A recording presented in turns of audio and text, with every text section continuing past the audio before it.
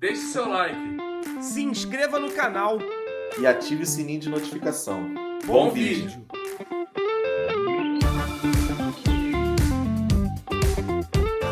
Desculpa, irmão.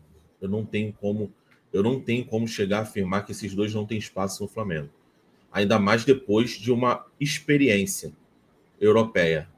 O Vitor Hugo estava na Turquia, velho. Pô, irmão, com todo respeito, Vou tanto falar Alcaraz tanto Alcaraz. Eu vi o Alcaraz, eu não vejo campeonato turco. Gostep. Então, eu não vejo campeonato turco, mas eu vejo campeonato inglês. Eu vi 3 jogos do Everton. Os 3 jogos foram bons jogos do Alcaraz. O problema é que o valor que foi pago pelo Alcaraz pra gente é valor de protagonista. Pra eles lá, é um jogador de grupo. Sim. Pra de grupo, mano, eu não vi um jogo ruim do Alcaraz. Eu vi 3. Recentemente eu vi eles ganhando de 1-0 no final do jogo contra o Nottingham Forest. Eu vi o clássico contra o Liverpool. Se eu não me engano, foi 1-0 o Liverpool. Tá? E vi um outro jogo que eu não vou lembrar agora. Foi o Manchester City agora. Acho que o Manchester City venceu de 2-0. Eu vi 3 jogos. Os 3 bons jogos do Alcaraz. E o Vitor Hugo, eu não sei quanto que o Vitor Hugo evoluiu. A gente numa necessidade draga de trazer meia, chegar a taxar e falar que não tem. Eu, sinceramente, se não tiver proposta satisfatória pelos dois, integra os dois, velho. E vamos pagar para ver. A gente não tem meia, velho. Paga para ver. O Vitor Hugo já foi útil. Eu sei que boa parte da torcida não gosta do Vitor Hugo, mas vamos lembrar que naquele time reserva, lembra? Do Dorival Júnior, o Vitor Hugo fez grandes jogos. Eu lembro de um gol que ele fez contra o Atlético Goianiense numa goleada por 4-0 no Maracanã. Vitor Hugo jogou muito. Vitor Hugo fez um gol da vitória contra, se eu não me engano, o Racing, aqui no Maracanã, pela Libertadores da América. Vitor Hugo já chegou a ser útil. Vitor Hugo passou a ser um jogador mais fraco foi quando o Tite começou a botar ele de segundo volante. Que depois o Tite foi, desculpa. Depois parou de usar o maluco. E o Alcaraz, eu não acho que o Alcaraz, eu só acho que ele nunca vai se pagar. Ele não é um jogador que ele vai se pagar. Mas se não tiver proposta, eu acho que ele agrega. Eu acho que hoje, por exemplo, ele poderia agregar muito mais do que outros jogadores improvisados na função do Arrascaeta.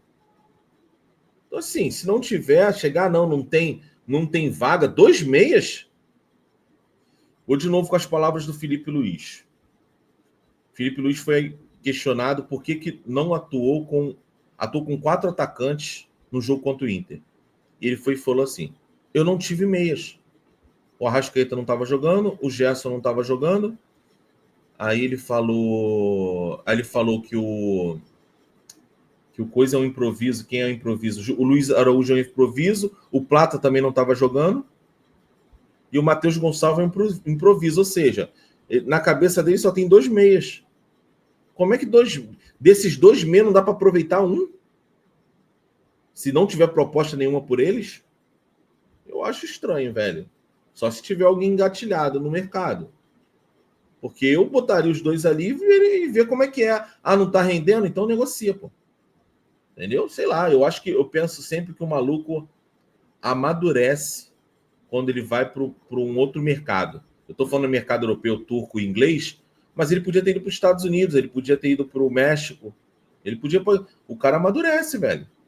Eu cansei de ver. Eu lembro de um jogador, se eu não me engano, eu acho que era o Wellington Nen. O Wellington Nen era da base do Fluminense, foi emprestado ao Figueirense. Ele voltou para ser titular de um título do Fluminense, cara.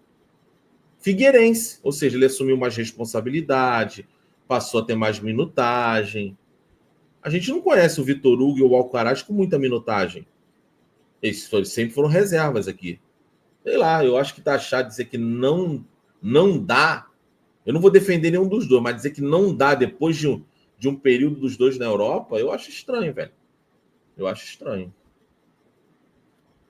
Mas analisando os dois, Vitor Hugo e Alcaraz, por mais que eu concorde com você de que a gente não sabe como o Vitor Hugo está hoje. Eu, por exemplo, não assisti, nunca vi futebol turco, ainda mais de times sem ser Fenerbahçe, Beşiktaş, né, Galatasaray. Qual o nome? Beşiktaş. Nunca assisti outro clube sem ser esses 3 aí. Então eu não faço ideia. Agora, com todo respeito, eu não imagino o Vitor Hugo evoluindo lá, não. Com todo respeito. Então eu queria... E olha que eu gostava do Vitor Hugo no Flamengo. Eu só acho que o Flamengo errava com o Vitor Hugo. Porque o Vitor Hugo, quando ele teve uma necessidade de entrar, se eu não me engano, naquele time do Dorival em 2022, que ele botava o Vitor Hugo caindo pela direita, o Vitor Hugo ia bem.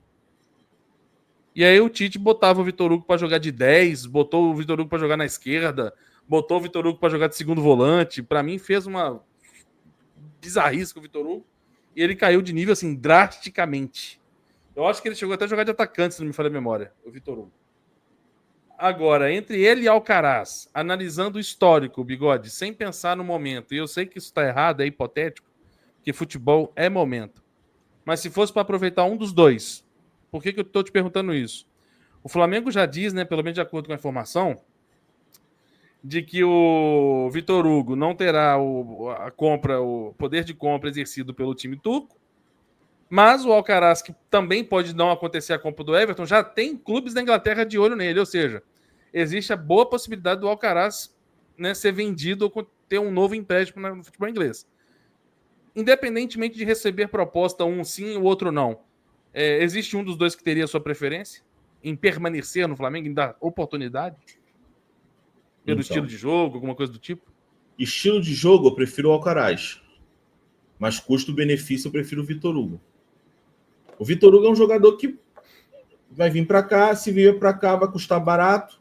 Se der certo, deu. Se não der, não se deu. Se der certo, vai ter um lucro. Se não der certo, perder um dinheiro que você não conta. O problema do Alcaraz, velho, por que eu concordei com a saída do Alcaraz pro Everton? Muita gente fala assim, não teve paciência, que não sei o quê. Irmão, imagine você, Arthur, que a sua esposa compra um carro que custa 10 mil, ela faz uma negociação, alguém enrola ela e ela compra por 40 mil. Ela chega, já está com todo o papel assinado. Você recebeu um carro na garagem de 40 mil. Era um Uno, o que era? 10 mil? Não, um carro de 10 mil ela comprou por 40.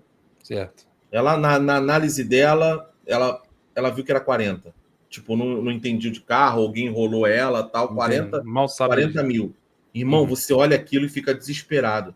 Aí aparece um vizinho, olha o carro e fala assim, não, eu pago 35 mil nele. Na hora? Irmão, o carro pode ser bonito, pode ser o que for. Você, na hora, vai ver a chance de falar, eu vou consertar esse grande erro. É o que aconteceu com o Everton, cara. Já aconteceu isso comigo. O Boto, o Bap, ou qualquer um, estão querendo consertar um grande erro. Não tem a ver com o Alcaraz. Só foi pago muito pelo Alcaraz, o jogador nunca vai entregar. Entendeu? Então, por isso que eu sou a favor. Sempre fui a favor da saída do Alcaraz. É só por isso.